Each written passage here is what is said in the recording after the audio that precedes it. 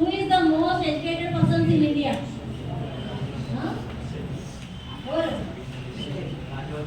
మనం ఎంత కొంతమంది అంబేద్కర్ అనుకుంటున్నారు. అంబేద్కర్ గారు కూడా 30 డిగ్రీస్ తీసుకున్నారు. అలా కాకుండా శ్రీకాంత్ జెక్చర్ ఇతను 220 degrees. He is a doctor, he is a lawyer, he is a politician, MA, scholar, philosopher. ఇలా రాసుకుంటూ పోతే అతని పేర్ల కింద ఎన్ని డిగ్రీస్ ఉన్నాయి? 220 డిగ్రీస్ ఉన్నాయి. మనకి మన నేమ్ ప్లేట్కి కనీసం ఒక డిగ్రీ అన్నా అవుతాం, ఒక ప్రొఫెషన్ అన్నా అవుతాం, ఒక అంబిషన్. అంటే అదే పర్సన్ ఒక 40 ఇయర్స్ 20 ఇయర్స్కి అన్ని డిగ్రీస్ సాధించగలిగాడంటే మీరు 20 డిగ్రీస్ ఏమని కాదు. మనకున్న ఒక్కడన్నా మనం ఏం చేయాలి? పర్ఫెక్ట్గా చేయాలంటే మనం ఏం చేసుకోవాలంటే మన పేర్ల పక్కన ఈ రోజు నుంచి క్లారిటీ ఉందా అందరికీ గోల్స్ మీద? అది ఏం చేయాలి? ఇంటికి వెళ్ళంగానే గోల్ రాసుకోవాలి. ఒక వైట్ కలర్ పెన్ను పేపర్ మీద గ్రీన్ కలర్ పెన్తో రాసుకోండి. మేనిఫెస్టేషన్ చేసుకోండి. మీరు ఎక్కడ కూర్చుంటున్నారో ఆ ప్లేస్లో, మీరు ఎక్కడ మీ రూమ్, మీకంటే ఒక రూమ్ ఉంటుంది కదా, నైట్ పడుకునేటప్పుడు మీరు పొద్దున్న లేయంగానే ఆ గోలే కనిపించాలి. అర్థమవుతుందా? Wake up with goal, chase on your goal, work on your goal, ultimately have success. And I hope all you have understood all these topics, whatever I want to convey. I tried my level best. ఇంకొంచెం patience ఉంటే మీకు ఇంకొన్ని topics చెప్దాము.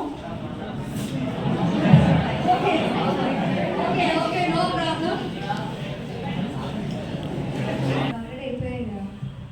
So thank you so much, ma'am. It's been a pleasure meeting you like past 1 week and talking to you.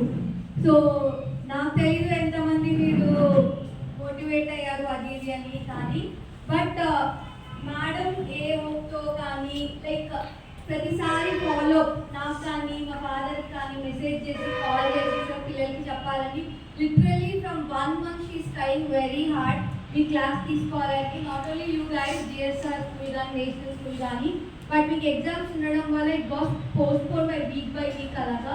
But ఈరోజు అది వచ్చింది finally. మా 6th standard నుంచి తెలుసు, like she was my biology teacher అప్పుడు.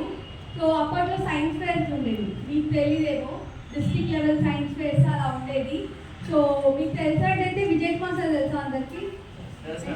సార్ వాళ్ళ sun మా senior, నేను సార్ వాళ్ళ సన్ ఇంకో సుబ్రహ్మణ్యం వేరే అబ్బాయి, మేము ముగ్గురం కలిసి ఒక సైన్స్ ఫేర్లో పార్టిసిపేట్ చేసాం, డిస్ట్రిక్ట్ లెవెల్ సైన్స్ ఫేర్లో. సో ద థీమ్ వాస్ ఇంట్లో ఉన్న ఏవైతే ఉంటాయో లైక్ కూరగాయలు కానీ ఫ్రూట్స్ కానీ వాటితో మనకు వచ్చే డిసీజ్ని ఎలా తగ్గించుకోవాలి అన్నదే థీమ్. అప్పుడు మేడం అప్పుడు చూస్ చేసి చేశారు. So we got district second in that. First achievement in my life to be frank. నాకు ఒక విన్నింగ్ ఎలా ఉంటుందో తెలియదు, మేడం వల్ల నాకు విన్నింగ్ ఏంటో తెలిసింది అప్పుడు 6th స్టాండర్డ్లో. సో ఎవ్రీవన్ అందరూ వెళ్ళి ప్రైజ్ తీసుకుంటే second prize 6th class student ఏంటి అక్కడ వచ్చిన ఫస్ట్ 2-3 ప్రైజెస్లో మాదే అనమాట. అంటే చిన్నపిల్లలు 6th స్టాండర్డ్లో వచ్చింది. So everyone got that 9th 10th standard వాళ్ళకి వచ్చింది, క్లాస్ వాళ్ళకి వచ్చింది. సో 6th క్లాస్లో వచ్చింది మా వాళ్ళే. ఇంకొక రాధా మ్యామ్ అని ఉండేవాళ్ళు, ప్రతి మ్యామ్ నేషనల్స్లో వచ్చేస్తారు. సో ఇంకోటి ఏంటి అని అంటే మ్యామ్ ఏదైతే చెప్పారో చాలా మంచి స్టేజ్, ఎందుకంటే నేను మా 10th స్టాండర్డ్లో విన్నాం అవి. సో వన్స్ యూ అంటే ఈ ఫేజ్ దాటి ఇంటర్ ఫేజ్ దాటి మీరు బయటికి వెళ్తే ఎవరు ఇలా చెప్పేవాళ్ళు, మీకు ఎంతైతే ఎవరు చెప్పేవాళ్ళు ఉండరు. ఫస్ట్ థింగ్ ఇంటర్లో మాకు లేదు. నేను పర్సనల్గా నేను కార్పొరేట్ కాలేజ్ చదివా, అప్పుడు బైటీసీ లేదు మన కాలేజ్లో. నేను చైతన్యలో విజయవాడలో చదివా. ఆ కార్పొరేట్ కాలేజెస్లో డీమోటివేట్ చేసే వాళ్ళు కానీ మోటివేట్ చేసే వాళ్ళు ఎవరు లేరు. So that's the difference between national and corporate. ఇంకోటి ఏంటి అంటే ద పీపుల్. నేను నాకు తెలిసి ఫస్ట్ హాస్టల్ చూస్తున్నాను ఇక్కడ. హాస్టల్ పిల్లలు నాకు తెలుసు. మ్యామ్ చెప్పినట్టు జుట్టు ఒక్కొక్క రకం ఉన్నారు. నేను కూర్చొని అబ్జర్వ్ చేస్తున్నాను ఎవరెవరు ఎలా ఉన్నారు అనేసి. హాస్టల్ పిల్లలు పద్ధతిగా ఉన్నారు, even though they are far away from their parents.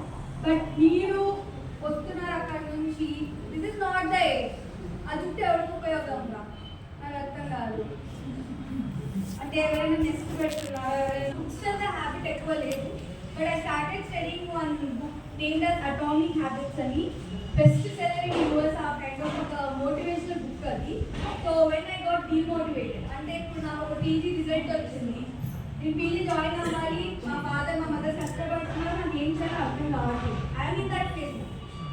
ఎందుకు మనమా మంచిగా 10th వరకు చదివాం, ఇంటర్ చదివాం, అన్నీ చదివాం, బట్ ఎంబీబీఎస్లో కూడా బాగానే చదివాం. కానీ సమ్వేర్ ఈ ఎంబీబీఎస్ దాటి బయటికి వచ్చి పీజీ జాయిన్ మధ్య ఫేజ్లో maybe I lost my confidence in myself or my career. ఈ ఎగ్జామ్లో నేను చాలా డిమోటివేట్ అయిపోయాను. రీసెంట్ ఎగ్జామ్ రాసే రోజు మాత్రం నేను నిద్రపోలేదు. రేపు ఎగ్జామ్ అనగా నైట్ అంతా నిద్రపోలే. సో ఆ డిమోటివేట్ అయినాక మళ్ళీ మోటివేట్ అవ్వాలని బుక్ స్టార్ట్ చేసాను చదవడం. సో అక్కడ దాంట్లో స్టోరీ ఉంది, I let you know. It's a very basic story. Okay, ఇలా కూడా మోటివేట్ అవ్వచ్చు అనిపించింది. So there is a team cycling, తెలుసా? మామూలు సైక్లింగ్ చేస్తారు. ఇక్కడ కాకపోయినా వేరే కంట్రీస్లో సైక్లింగ్ ఇస్ అ స్పోర్ట్. మంచిగా దాంట్లో కాంపిటీషన్స్ అవి పెడతారన్నమాట. సో అలాగా ఒక కాంపిటీషన్ ఉంది, ఫ్రెంచ్ కాంపిటీషన్ అలాగా అని చెప్పేసి. సో దాంట్లో ఏంటి అంటే ఈ సైక్లింగ్ చేసే వాళ్ళు ఒక టీం ఉంటారన్నమాట. ఆ టీం ఒక కంట్రీకి సంబంధించిన టీమ్. ఈ ఫ్రాన్స్ అనే కంట్రీ తెలుసా మీకు? ఫ్రాన్స్ తెలుసు కదా, వినే ఉంటారు, సినిమాల్లోనే వినుంటాం కదా. సో ఆ ఫ్రాన్స్ అనే కంట్రీ టీం ఏంటి, ఎప్పుడు వాళ్ళ కంట్రీలో పెట్టినా, మేబీ ఫ్రెంచ్ ఓపెన్ అలా పెట్టినా ఎప్పుడు గెలిచేది కాదు. అప్పుడు ఏం డిసైడ్ చేశారంటే కోచింగ్ చేంజ్ చేద్దామని కోచింగ్ చేంజ్ చేశారు. అప్పుడు ఒక కోచ్ వచ్చాడనమాట. అతను ఏం చేంజెస్ చేయాల, జస్ట్ బేసిక్ చేంజెస్. ఎట్లా అంటే సైకిల్ సీట్ హైట్ మార్చడము, వేసుకునే బట్టలు క్లాత్ మార్చడము, అర్థమైందా? సైకిల్ గాలి ఎంత పెట్టాలి ఎంత లేదో అని మార్చడము, సైకిల్ మోడల్ మార్చడం, ఇలాంటి బేసిక్ చిన్న చిన్న చేంజెస్ అంతే కదా. వాడు వేసుకునే క్యాప్ దగ్గర నుంచి వేసుకునే షూ దాకా ఒక్కొక్కటి మార్చాడు అనమాట. ఎందుకు డ్రెస్ మార్చాడు అంటే బయట వెళ్ళేటప్పుడు స్వెట్ రాకూడదు, వాడు స్వెట్ వస్తే అన్కంఫర్టబుల్గా ఫీల్ అయ్యి స్పీడ్ అయిపోతుంది సైకిల్ చేసేవాడు. హైట్ ఎందుకు మార్చాడు, స్పైన్ స్ట్రైట్గా ఉండాలి, కాన్సన్ట్రేట్ చేయాలి, అట్లా మార్చాడు. అప్పుడు దాకా ఒక మెడల్ లేని వాళ్ళు కన్సిస్టెంట్గా ఒక 6 times ఫ్రెంచ్ ఓపెన్ వాళ్ళ దాంట్లో మొత్తం కొట్టుకుంటూ వెళ్ళారు. It's not a bigger change, చిన్న చేంజే కదా. సీట్ హైట్ మార్చారు అవి. మీరు అంతే, మీరేమి ఇంత పెద్ద చేంజ్ ఒకే రోజు ఇద్దామని ఎవరు చెప్పరు. ఒక్కొక్కరు ఒక్కొక్క చేంజ్ చాలు. నేను చెప్తున్నాగా నేను పాటించాలి, అది ఫస్ట్ థింగ్. బేసిక్గా నేను ఈ పార్టీకి ఇప్పుడు చెప్పాలంటే మీ కాలేజ్కి వచ్చే టైంకి ఇంకా పడుకొని ఉంటాం మామూలుగా ఇంట్లో అయితే. బట్ మామ్ పిలిచారు, ఎవరు లేరు, లైక్ మా ఫాదర్ కూడా లేరు కాబట్టి, ఇంకా లేరు కాబట్టి నేను ఎందుకు వచ్చాను అంటే మామ్ లైక్ లిటరలీ నాకున్న స్కూల్ లైఫ్లో ma'am the best biology teacher ever I have after. అంటే ఇప్పుడు నేను సుందనా సార్ ఉంటాను. సుందనా సార్ మా 10th గైడ్ టీచర్ వచ్చారు, గవర్నమెంట్లో వర్క్ చేసేవాళ్ళు. మార్నింగ్ ట్యూషన్స్కి వచ్చేవాళ్ళు. సార్ చెప్పేద్దాం, సార్ ఇస్ మోర్ ఎక్స్పీరియన్స్ అంతగా, బట్ ఐ హ్యావ్ సీన్ అంటే మాకు ఈక్వల్లీ ఎక్స్పీరియన్స్గా చెప్పేవాళ్ళు మాకు. మీకు ఇలాంటి మోటివేటర్స్ మళ్ళీ దొరకరు. అంటే మీరు వచ్చే ఏరియా కానీ ఎక్కడి నుంచి వస్తున్నారో ఆ సర్కమ్స్టాన్సెస్ మీకు నేర్పిస్తాను ఎలా బతకాలి అని చెప్పి. ఇప్పుడు నేను ఇలా ఉన్నా కానీ మా పేరెంట్స్ ఎప్పుడు కష్టపడు అని అంటారు. ఈవెన్ ఇప్పుడు నేను ఇంట్లో ఉన్నా మా మమ్మీకి ఫోన్ చేసి జిఎస్ఆర్కి రమ్మని పిలిచారు, ఎందుకంటే గొడవ పడతాను మా మమ్మీతో అని. కానీ మా డాడీ ఎప్పుడు అంటారు, మమ్మీ అంత కష్టపడుతుంది వెళ్ళి హెల్ప్ చేయని అని అంటారు. కానీ సగం నాకు రాకుండా చేసేది సగం ఇంటర్ పిల్లలే చేస్తారు. ఏమైనా తిట్టాలన్నా ఇంటర్ పిల్లలు ఎలా అయిపోతారు అంటే ఇంటర్ వాళ్ళు మాకు చెప్తారా, జస్ట్ ఇంటర్ చెప్తున్నా కదా. ఇప్పుడు నేను ఎంబీబీఎస్ చేసినా కూడా ఒక పీజీ దగ్గర నేను వెళ్ళిన పోస్ట్ గ్రాడ్యుయేట్ అంటే ఎంబీబీఎస్ఏ కదా చేసింది అని అంటారు. ఇప్పుడు వాట్ ఐఎమ్ సేయింగ్ ఇస్ మీరు చదివిన చదువు మీకు గొప్ప అయిండొచ్చు, ఎదుటోడికి కాదు, అది గుర్తుపెట్టుకోండి.